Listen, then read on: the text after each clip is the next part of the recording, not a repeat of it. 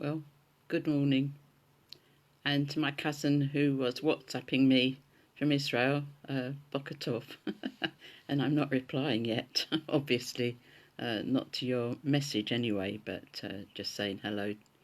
And I just decided that I might as well go live on one of these live chat things and just say to you that, I've been having lots of thoughts, as we all have, because we're all thrown on our own resources this time. And what have I been doing in my spare time when I've not been worrying about what's going to go into the next Little Port Life magazine and getting in touch to find out what's going on for people in the village, but also knowing what's going on around the world is truly horrifying. But we have to hold on to our our hopefulness and of course our prayers for a speedy recovery for the whole world. And I've been looking at some old films, and because what's best to do but to wallow in nostalgia. Oh yes, I was 15 when that came out and I wasn't allowed to see it. That's a thrill, actually. I had to leave halfway through Ben-Hur because I had to get home for 10 o'clock and it was an epic. So it was going on for longer, so I never did get to see the end of it. But that's enough about my youthful experiences. The rest of them we shall quickly skate over. But as well as those old favourites, there are some new ones, especially that I found fascinating because as a gay woman, there was one that I watched two or three actually, with sort of gay themes about women, and Vita and Virginia. And then I saw one that said it was like Meet the Parents. I thought, really? Called Les Bomb. Well, I looked at that and it reminded me so much of my own time trying to come out to my family. Friends was fine because friends are friends, aren't they? And they love you no matter what. But and it's not as if gay people have just gone out and murdered somebody, God forbid. But anyway, so the thing is that I saw this and then I remembered, because of it, I remembered my own family's reactions, and not always happy, and my mum rushing out into the kitchen crying. And I was so shocked because she was such a liberal person and she was a college lecturer and had lots of different kinds of people in her social, circles. But she said, not when it's one's own child. I thought, oh my God. And anyway, she got over that.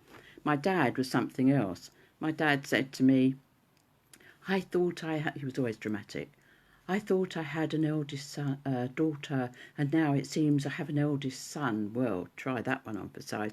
And every time he rang me from then on, he called me Humphrey or Henry or John or something. Absolutely awful. And I said to him once, look, Daddy, if you ring me and speak to me once more with a different name to the one I was given, I will put the phone down on you. But he forgot that when I was a teenager, he taught me to box. He also taught me to play poker. He taught me to fence. And, we won't go into that then, will we? But perhaps it was his fault. But anyway, so yes, that was what I've been doing with my spare time. I do remember to pray a lot, of course, as we all are all doing at this time. I bet there's a few people that have discovered God who never knew him before at this awful time. And, I don't make light of that either, because we all need something in our lives which informs us that we are not on our own at particularly difficult times in life. And this is certainly, I think this, out of the, all of us who've been on this earth plane a very, very long measure of years, I think we probably all say that this is probably, maybe the worst time collectively that we've ever known. I mean, yes, there are still people with us who remember World War II, but, this is a different kind of insidious conflagration for the human race that it cuts across all borders, nationalities, cultures and creeds. And in a way, hopefully, it will tell people that we are all of the one spirit. We are all from the Great Spirit, whether you believe that or not, but we are all one. We are all human beings. You know, that dreadful, dreadful anti-Semitic play written by William Shakespeare, The Merchant of Venice, written in England at a time when there were no Jews in England because we'd all been thrown out, a couple of 100 years before, after they'd nicked all whatever money, if anybody who had any money, they would take it before they threw you out. And of course, rich Jews were much in demand always because they were the money lenders, and that if they threw them out, it meant they didn't have to pay them back. And even royals did that. But anyway, so William Shakespeare was writing this dreadful, dreadful play that people have sort of been apologising for ever since, and one has to wonder at the speech that he makes Shylock pronounce, that, you know, even though he's a Jew, if you prick him, does he not bleed? You know, if you just the same, trying to say that this Jew is the same as everybody else. Well, in actual fact, it's pretty prophetic, isn't it? Because I believe Shakespeare was a medium, that he did get inspiration from above, even though some people say that he pinched his ideas from here, there and everywhere. At the same time, I think that, like every great artist and writer, that he got his inspiration from those above him on the other side of life, as it were. And I think that it's a great lesson, though, just that we are all human beings. It doesn't matter what religion, what race, we are all the same. And we share the same, various blood groups and so on as each other. And one doesn't ask the colour or religion of anybody before one receives a blood transfusion, that I'm sure of. And I'm thankful to all the many people that through my life I've had to have blood transfusions different times, and they have donated their blood, and I thank them from whatever background they come, because I know they are all human beings, and good human beings too, because they have donated the very thing that keeps them alive themselves, their blood. But anyway, so here endeth the, I wouldn't even say it's a first lesson, because once I get going, of course, I tend to keep going. And of course, the other thing my dad was in was the film business, and he used to say to me, it's all about eyes and teeth, dear, and lighting and makeup. And this man who told me that he thought I was his son, not his daughter, actually used to put a bit of makeup on his nose because it was a bit pink, and he would put a bit of makeup on his nose before he went out. There you are. So you see, Daddy, I've told them your secret now. It's out. But there. So the other thing that I've been doing is, of course, writing a lot. And I always feel guilty that I'm not writing enough. But I have the Psychic World newspapers page 3 to fill. And I'm happily getting on with that. And that's a newspaper that comes out every month that I write for. And it's the only newspaper now, the only spiritualist newspaper since Psychic News became a magazine some years ago. And as many of you know, I edited that for a few years, and now we have Psychic World, which was founded by the same guy who founded Psychic News, and I write for that. So that's something that I do. I hope that you guys all have something of interest that you can do, something normal, something, something of a regular activity that you can still take part in, and I know that, for instance, Kathy has quizzes with her park running friends, and they're in touch all the time, and I think that's wonderful too. And in much the same way, I'm in touch with my friends, and that's wonderful for me. Um, Now, the thing about having all this time to ourselves and being sort of locked up when we don't think that we've done anything wrong, actually, um, is looking for other things to do and reaching out to people who might be very isolated. Um, we don't have to be alone if we're alone. I know it's easy for me to say because I've got somebody in the flesh, as it were, in the physical sense here, living with me as well as the dogs. Of course, we can't leave them out. And but for people who are really on their own, these little mobile phones with cameras and things on are just such a godsend, aren't they? Just wonderful. And I worry about people who don't have that facility. Um, but I'm just sort of thinking, like, what are we going to do? Um, and Kathy said to me last night, how long do you think this is going to go on for? Because she was sort of plotting her next park run, of course.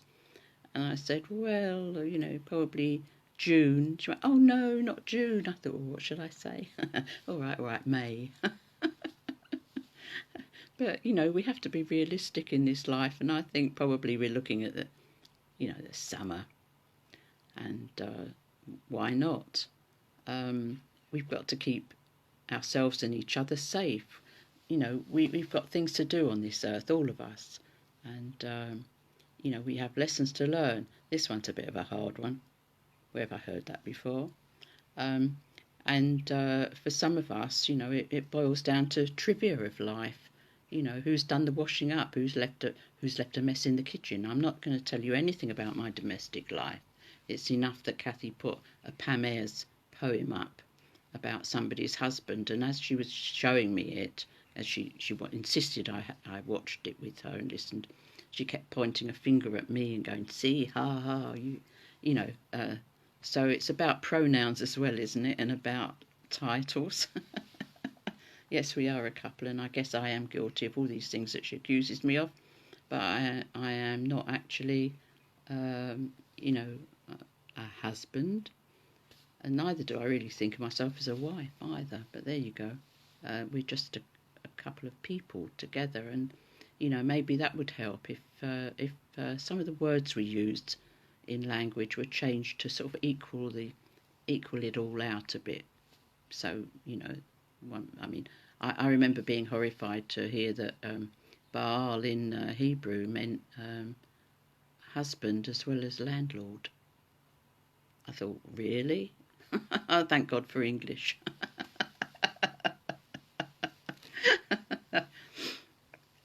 But anyway, so and of course the Americans, they abolished all sort of Frenchified stuff, didn't they? They took all the U's out of everything, too French. And of course the French is all this rubbish with masculine and feminine, and like, how can a chair be flaming feminine and something else be masculine? What a load of cobblers is that? Oh dear, dear, dear. When you get to the nitty gritty, it's not surprising that English is the chosen language of international conversation. I'm not saying that other people's languages haven't evolved in the way they have, that they're not very beautiful or whatever. But when it gets to the nitty gritty, I like to see the wonderful equality that we have in English, and we don't trouble ourselves about whether a table or a chair is a male or a female. I never, if you think about it, it's really funny, but if it wasn't tragic sometimes.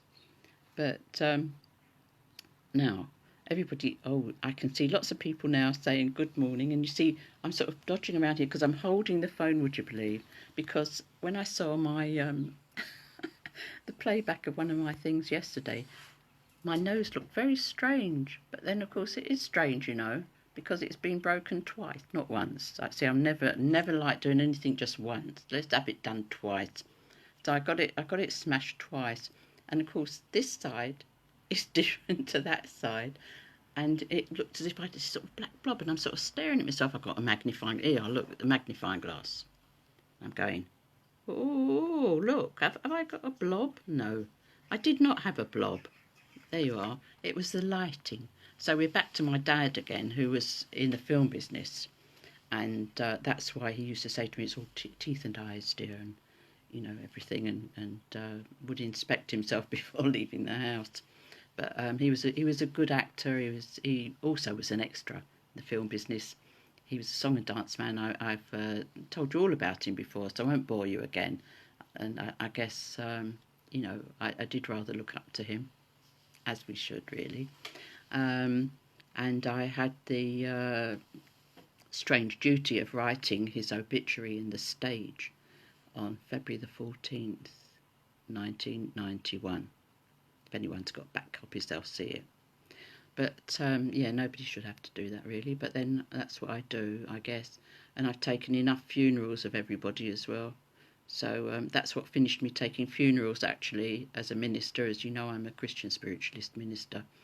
And the last funeral I took was of my aunt, who I loved very much, my Auntie Susan, who did lots of good works as well in her area. And she was remembered by a special memorial service that I also was invited to take at Lambeth Town Hall. Susan de Swart was her name, and that finished me. That did. I thought I can't do any more funerals, not after that. But anyway, so funerals. Some bright spark wrote down that all human progress is made on funerals. Well, I'm not sure. The fact is, though, that it's like a game of shove halfpenny, isn't it? We all fall off the planet eventually. But fortunately, we have a heavenly net awaiting us there. So that should cheer you somewhat. Now, how do we keep going? We pray a lot.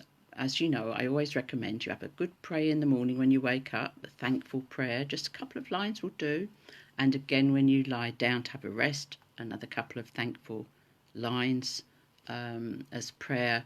And then, of course, you can tack on anything else that you're needing at the time. It's sort of like, I suppose we sort of give God a shopping list, don't we, of what we'd really like. There's nothing wrong with that.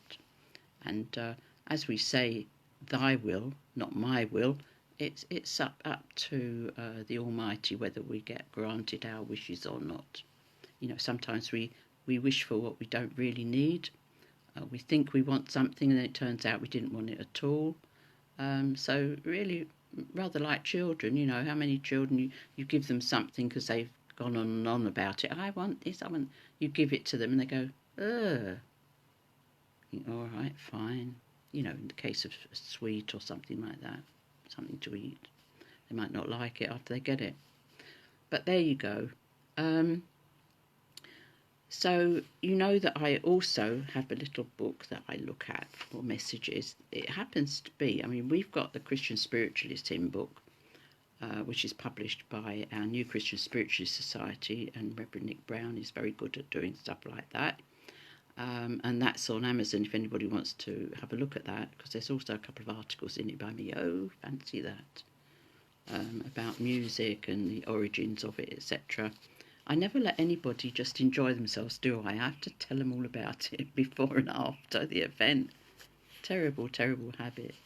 And I see that one of our wonderful skaters is watching, Robin. I hope you're having a wonderful day, Robin, and your friends and family are all right. Robin is a member of our Great Britain bandy team. Now, of course, so all that activity has had to come to a grinding halt. So we're all skaters, all people who are athletic, all those who pursue different sports have to keep themselves fit while they're in this sort of fallow period where they can't really do much. I remember at this time when Streatham Ice Rink reopened after closure for a couple of years, and I'd campaigned for it to be reopened, I remember, with all the skaters. because of all my work, they called me in and they said I could have the first skate on the ice after it was laid. And I got on that ice, so I was all on my own, and it was the first time anybody had gone on that ice. It was wonderful. I still remember that. So you see, we all have good memories to draw upon in really bleak times. And those of us who are skaters, or still are, you know, what a wonderful, wonderful sport that is. I can't praise it enough.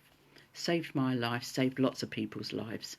That's that healthfulness that you get, the strength, the resilience, because you can't skate unless you fall over and get up again.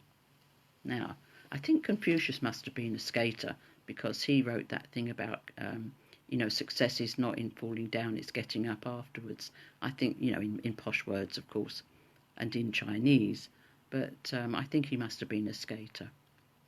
Like I always say, God was too. God has had to be a skater first and foremost, because they say, out of the breath of God is frost, and out of the frost the ice is formed. And also in Revelations, if you have a look at the back of the Bible, John, who got that vision, actually said that he saw God sitting at the edge of a sea of glass. Now, if you think about somebody in the Mediterranean, they would never have seen a lump of ice or a sheet of ice, and they would have thought it was glass. And that was definitely ice that he saw, and there were also angels on it, playing music and stuff like that. And we've all been on the ice, and we all know what that's like. Just think that all the time we were on the ice, God's been watching us, because he's the same as us there as well. So enough of the preaching then. Well, you can see where I'm sitting. There's Doris Stokes looking over my shoulder, bless her, famous medium. There's my wedding pictures there. There's my Uncle Reggie's tuning fork. It's his piano that's there.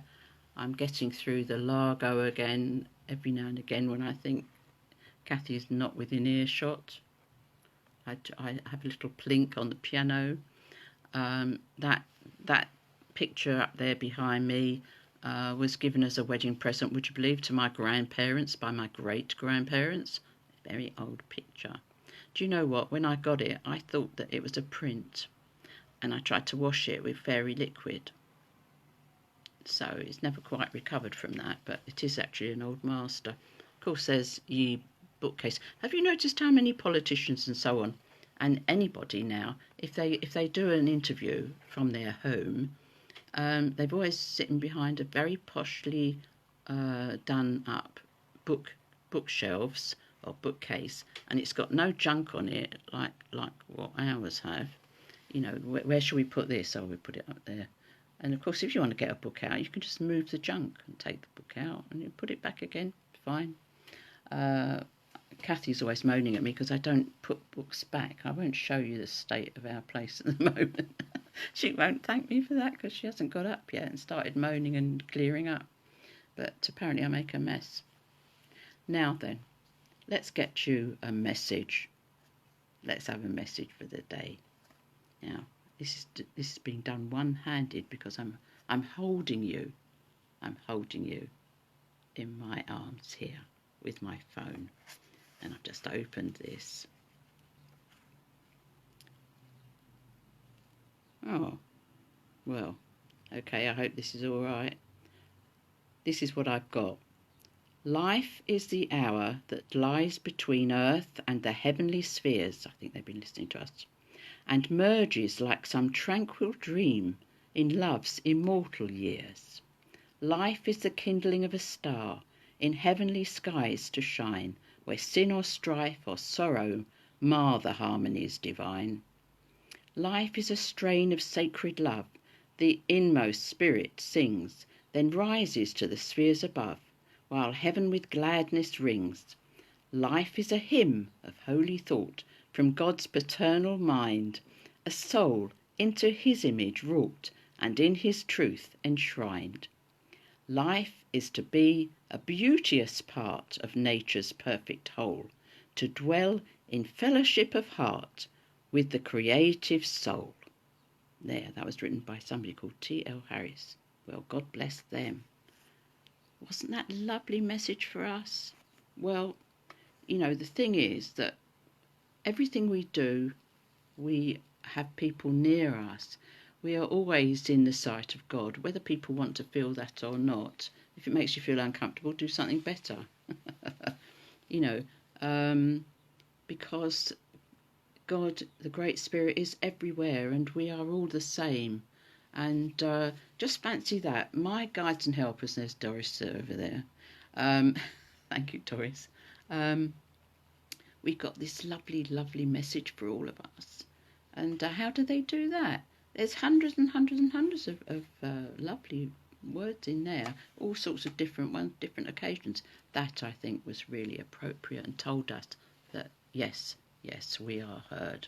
Our pleas are listened to. So speaking about pleas, let's say a prayer together. Dear Lord, please help all our friends and families to stay safe and well at this time. Those who are sick and suffering, please send your healing rays to them that they may be healed and comforted at this time in their life. And dear Lord, we ask you especially for all the children of the world, the little innocents, please look after them, keep them safe and well. Those who are sick and suffering, please give them your healing balm. And dear Lord, we ask also for the animals. We know that we need those animals. They're all part of our life and part of our planet system. And we ask you, dear Lord, to keep them all safe as well. And we ask everything, dear Lord, in the name of love and light and truth. Amen. Yeah. So I hope that, because, oh dear, I had my eyes closed and I had my phone in my hand, so hopefully you didn't get too much of a ghastly close-up of either me broken nose or, do you know what, I did 2 pictures, one like that, right, and one like that, because it looks like 2 people. That one is me as I am. That is me after having a tumour in my face dug out and having half my face done and taken off and stuff, and my eye sort of and stuff like that. So if you want the good part of me, it's that bit, and you want the dodgy part, it's that bit. So I hope I've given you a good giggle today, as well as some serious something to hold on to at this awful time that we're all going through. And I would like to say that, you know, I'm so grateful to all of you for being my friend, for being part of my life. And I hope that when all this awful stuff is over, that some of you will actually visit us in Littlepool at the Village Hall on a Thursday night when we have a spiritualist service. Now, it's always conducted by Reverend Brown, and he is now putting it out on Be Live, and he's put out, I think it's 3 now, and one of them has got me and Reverend Alan Acton as mediums. I usually say a few words. Could they stop me? No. Anyway, and this Thursday we've got the wonderful Shelley Ewell. Now, Shelley was with us when we did a demonstration at Wisbeach St Mary. We did a free demonstration up there. It was Shelley and Reverend Arthur Wright and Reverend Nick Brown and Reverend Kathy Gibb. Yeah, Kathy is a reverend. She is a deacon of the church. And myself, and we gave an evening of mediumship, of clairvoyance, as it's commonly called, and we had a good time. So Shelley is wonderful. She's a very, very good medium, and wonderfully delivers her work very well. So you'll enjoy that. It's Thursday night, 7:30, and there's always a link on the New Christian Spiritualist Society Facebook page, or on mine, or on Reverend Nick Brown's. Everywhere you look, we're there now. this is some time for us actually, because spiritualism is becoming again very popular. And oh, the next workshop, yes, somebody upstairs is reminding me to say about the next workshop. It's all going to be about reading cards now. These are all psychic workshops, and there are a few already on YouTube if you want. Lyn Gibb-de YouTube, you can find them on there, or if you want to scroll down on my page, you'll find them on there too. So I say God bless you. I hope that you have a very good day. You know, I hesitated there because I thought, is it Tuesday or Wednesday? It gets like that, doesn't it? It gets to you. Yes, it's about time Queen Victoria abdicated. No.